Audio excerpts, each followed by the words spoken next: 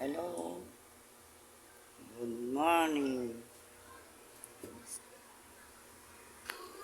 Ito nga pala, Happy New Year sa Chinese. Kahit hindi tayo Chinese, New Year na rin natin. Isa lang naman ang ating Diyos. Diba? Ngayon lang ako nakapag-live ulit, kakabsat. Patay idirabi ikot kwa. Hindi magandang aking nararamdaman. Palpitate ako. Kaya nagpapalaba ako ngayon sa anak ko. Joseph, yung ano nila, washing machine nila, yung isampay mo na lang.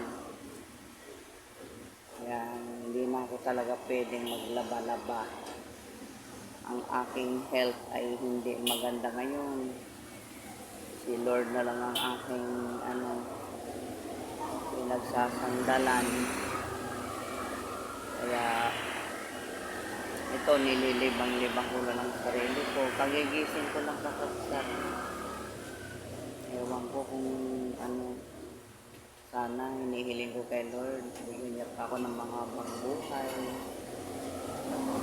At para makapiling ko pang aking mga anak. Ipagpatuloy ko pa yung mga pangarap ko na mabigyan ko pa sila ng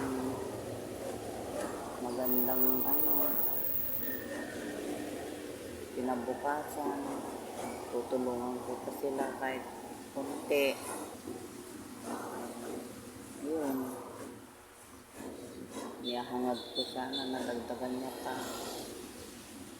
Sama talagang pakiramdam ko kahapon pa. Galing ako ulit sa hospital. Pero wala pa din. Hindi pa rin ako na-check up kasi wala nang slot.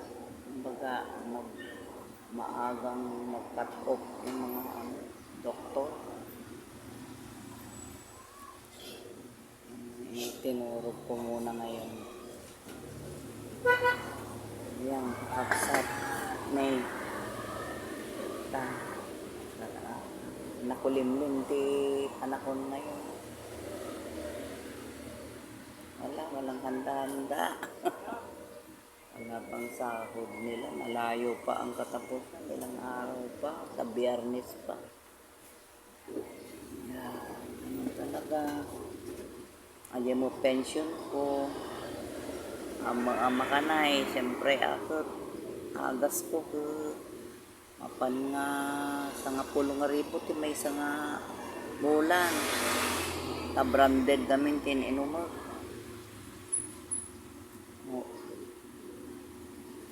Ape ko maapo tumatindog pa itibiyag ko. Ang buhay, rebelya. Kahit ko pa iti agawid ko madya kagayan. Sa bayan ang kumanod ti lubong, kita mo na madya nabati pa yung kakabagyak no amamutak pa eh. Kansad. Lagak tumuti nasayat ko yarak pa ako.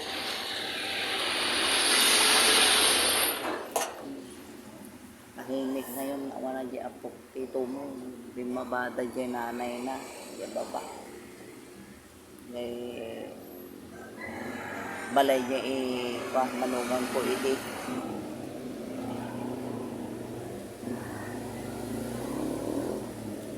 Di kakapsat ako. Salapayak kay di damdamit nga ako. Linabandyan ako, gawasing na. Salamat. Bye-bye. Happy New Year.